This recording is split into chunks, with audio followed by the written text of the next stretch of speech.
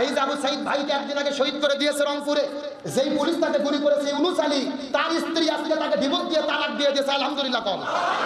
আসসালামু আলাইকুম দর্শক মণ্ডলী, আপনারা প্রত্যেকেই জানেন যে বৈষম্য বিরোধী ছাত্র আন্দোলনের ব্যানারে কিন্তু সারা বাংলাদেশব্যাপী কোটা বিরোধী আন্দোলন চলছিল এবং তারই মধ্যে কিন্তু সারা দেশব্যাপী কারফিউ জারি করে সরকার।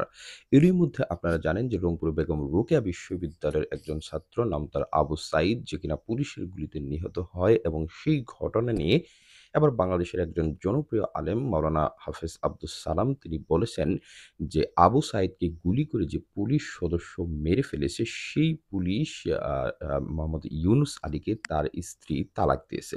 দর্শক মণ্ডলী, এই বিষয়ে বিস্তারিত আলোচনা মাওলানা আব্দুস সালামের মুখ থেকে আপনারা বিস্তারিত একটু মনোযোগ দিয়ে শুনে আসুন। এই যে আবু সাইদ ভাইকে একদিন আগে শহীদ করে দিয়েছে রংপুরে, যেই পুলিশ তাকে গুলি করেছে ইউনুস আলী, তার স্ত্রী আজকে তাকে ডিভোর্স দিয়ে তালাক দিয়ে দিয়েছে। আলহামদুলিল্লাহ। কম। তার স্ত্রী বলতেছে তুমি কেন গুলি করলে নিরপরাধ মানুষের উপরে? তার মানে আল্লাহ তাআলা শিক্ষা দিচ্ছে ওয়া মাকারু ওয়া মাকার আল্লাহ ওয়াল্লাহু খায়রুল মাকিরিন। তারা ষড়যন্ত্র করে, আল্লাহর কৌশল অবলম্বন করে। কার কৌশল বিজয়ী হবে? তুমি যে স্ত্রী সন্তানের ভালোর জন্য হুকুম তুমি পালন করে গুলি করেছো, তোমার স্ত্রী তোমাকে ডিভোর্স দিয়েছে, তালাক দিয়েছে। আল্লাহ তাআলা প্রমাণ করলো ওমা আরাদা আন যিকরি ফাইন্না লাহু মাঈশাতান দনকা। যারা কোরআনের বিরুদ্ধে দাঁড়ায়, মাজলুমদের বিরুদ্ধে দাঁড়ায়, এরা কোটি টাকা অর্জন করে লাভ হবে না, এদের পরিবারে আল্লাহ কোনো শান্তি রাখবে না। আজকে অন্যায় পথে চলতেছেন, ভাই বইয়ের ক্যান্সার হবে, না হলে ছেলের ক্যান্সার হবে, না হলে আপনার মেয়ে চারটে প্রেম করে ছেঁকা খেয়ে সুইসাইড করে মরবে। আল্লাহর কোরআনের ওয়াদা অন্যায় যারা করে এদের কোনো শান্তি থাকে না। একটা কথা সুস্পষ্ট, ইমাম হুসাইনের কথা পরিষ্কার করে বলি, আজকে আমার দেশে আমার সমাজে যারা মার খাচ্ছে, জীবন দিচ্ছে, শহীদ হচ্ছে, এরাই ইমাম হুসাইনের উত্তরসূরি। আর যারা জুলুম করতেছে এরাই ইয়াজিদের উত্তরসূরি। এখন আপনাদেরকে সিদ্ধান্ত নিতে হবে, আপনারা ইমাম হুসাইনের পক্ষে থাকবেন নাকি ইয়াজিদের পক্ষে থাকবেন, এই সিদ্ধান্ত আপনাদের। ইমানদারদের পক্ষে কে সাহায্য করে? এই আবু সাইদ ভাইকে শহীদ করা হয়েছে, একে কেউ চিনত না। আজকে তামাম পৃথিবী চেনে। রংপুরে একটা রাস্তার নাম করা হয়েছে আবু সাইদ চত্বর। আলহামদুলিল্লাহ। কোন এমনকি রোকেয়া বিশ্ববিদ্যালয়ের গেটের নাম করা হয়েছে আবু সাইদ গেট। তার মানে বোঝা যাচ্ছে যে দিনের জন্য হকের পক্ষে থেকে জীবন দেয় তার সম্মানকে কে বৃদ্ধি করে? আল্লাহর কোরআন বলেছে ওয়ালা তাকুলু লিমান ইউকতালু ফি সাবিলিল্লাহি আমওয়াত বাল আহইয়াউ ওয়ালাকিন লা তাশউরুন। যারা দিনের জন্য হকের জন্য সত্য পথে থেকে জীবন দেয় এদেরকে তোমরা মৃত বলো না, বরং এরা জীবিত। এই যে আল্লাহর প্রমাণ কেমনে জীবিত হলো? ও শহীদ হয়েছে কিন্তু ওর নাম রাস্তায় রাস্তায় লেখা, চত্বর এলাকা। আমি বিশ্বাস করি সময় যদি পরিবর্তন হয় রোকেয়া বিশ্ববিদ্যালয়ের নাম রোকেয়া থাকবে না। আল্লাহর রহমতে সময়ের পরিবর্তন হলে রোকেয়া বিশ্ববিদ্যালয়ের নাম আবু সাইদ বিশ্ববিদ্যালয় হবে ইনশাআল্লাহ। যুগে যুগে ইমানদারদেরকে সম্মানিত করেছে আল্লাহ। আমাদের ইমানের পক্ষে থাকার তৌফিক দিক, বলেন আমিন। তাই হযরত ইব্রাহিম আলাইহিস সালামের জন্য অগ্নিকুণ্ড কারবালা, আর মুসা নবীর জন্য লোহিত সাগর কারবালা, ইউসুফ নবীর জন্য জেলখানা। আমার প্রিয় বন্ধুগণ, মুসলমান ভাইরা গভীর মনোযোগ। আমি আপনাদের আর বেশি কথা বলবো না, একটা মেসেজ আপনাদেরকে দেওয়ার পরে বিদায় নিয়ে চলে যাওয়ার চেষ্টা করব। কথাগুলো সুন্দর করে বোঝার চেষ্টা করবেন। আমাদের নবীজি দিনের দাওয়াত দেওয়ার কারণে ওই তাইফের ময়দানে যখন চলে গেল, নবীজি দিনের দাওয়াত দেওয়ার কারণে আমাদের নবীজিকে তাইফের ময়দানে পাথর মারা শুরু করে দিলেন। ওই কাফিরের বাচ্চা নবীজিকে পাথর মারা শুরু করেছে। নবীজি পাথরের আঘাত খাইতে খাইতে মাটির মধ্যে পড়ে গেছে। কিছুক্ষণ পরে নবীজির আবার হুঁশ হয়েছে, তার আবার নবীজিকে পাথর মারা শুরু করেছে। নবীজি পাথরের আঘাত খাইতে খাইতে মাটির মধ্যে পড়ে গেছে।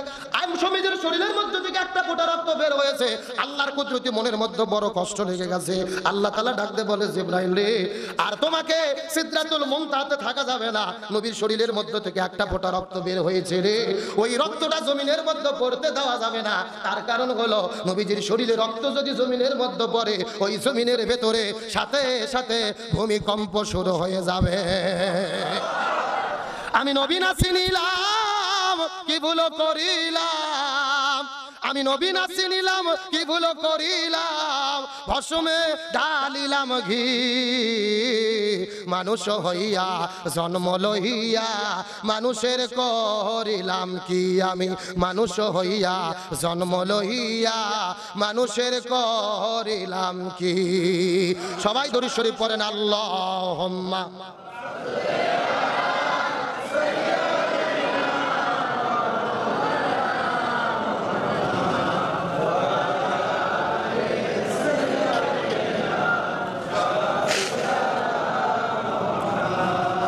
নবী না হয়ে দুনিয়া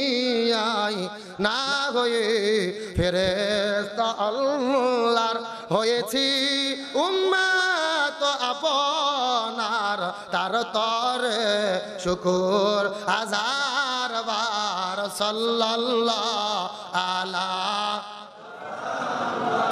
সাল্লাল্লাহু আলাইহি ওয়াসাল্লাম সাল্লাল্লাহু আলা মুহাম্মদ সাল্লাল্লাহু।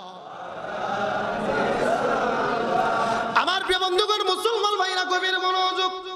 আল্লাহ তাআলা জিবরাইলকে ডাক দিয়ে বলে, নবীর শরীরের মধ্য থেকে একটা ফোঁটা রক্ত বের হয়েছে, ওই রক্তটা জমিনের মধ্যে দর্শক মণ্ডলী, আপনারা এতক্ষণ ধরে কিন্তু আপনারা একটা ভিডিও দেখে আসলেন, যেখানে আপনারা বিস্তারিত জেনে এসেছেন। আপনারা জানেন যে রংপুর বেগম রোকেয়া বিশ্ববিদ্যালয়ের ইংরেজি সাহিত্য বিভাগের একজন ছাত্র আবু সাইদ, যে কিনা অত্যন্ত দরিদ্র পরিবার থেকে উঠে এসেছিল। সেই গল্পটি আপনারা কিন্তু সামাজিক যোগাযোগ মাধ্যম এবং বাংলাদেশের মূলধারার গণমাধ্যম প্রথম আলো থেকে শুরু করে অনেক পত্রিকার মাধ্যমে জেনেছেন যে আবু সাইদ একেবারেই একটা নিম্ন মধ্যবিত্ত পরিবার থেকে উঠে এসেছিল এবং সে কিন্তু অনেক কষ্ট করে বেগম রোকেয়া বিশ্ববিদ্যালয়ে পড়াশোনা করতেছিল।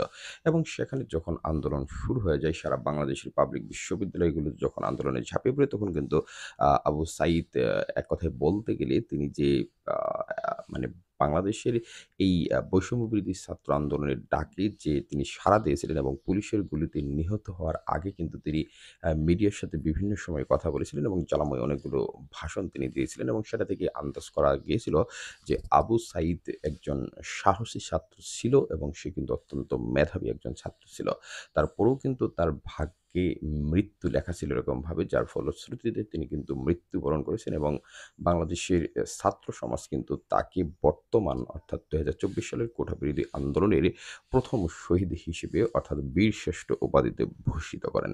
সেই আবু সাইদকে নিয়ে কিন্তু আপনারা ইতিমধ্যে অনেক তথ্য বিভিন্ন মাধ্যম থেকে জেনেছেন। সেই আবু সাইদের পরিবার কিন্তু এক কথায় বলতে গেলে আবু সাইদ টিউশনি করে যে টাকা পাঠাতো, সেই টাকা দিয়ে কিন্তু আবু সাইদের বাবা চাল কিনে ভাত খেত। অর্থাৎ মিডিয়াতে কিন্তু এই কথাটিও এসেছে। আবু সাইদের বাবা কিন্তু স্পষ্ট করে বলেছে যে আমাকে এখন চাউল কেনার টাকা কে দেবে। চিন্তা করে দেখুন যে একটা পরিবার কতটুকু অসহায় হলে এই ধরনের কথা বলতে পারে। অর্থাৎ একটা ছেলে নিজের পড়াশোনার খরচ চালিয়ে টিউশনি করে যে টাকা পেত, নিজের পড়াশোনার খরচ চালিয়ে অবশিষ্ট টাকাটা অর্থাৎ কিছু টাকা জমিয়ে সেই টাকাটা কিন্তু পরিবারের চাউল কেনার পেছনে অর্থাৎ খাবারের যোগান দিয়ে আসতেছিল দীর্ঘদিন যাবৎ।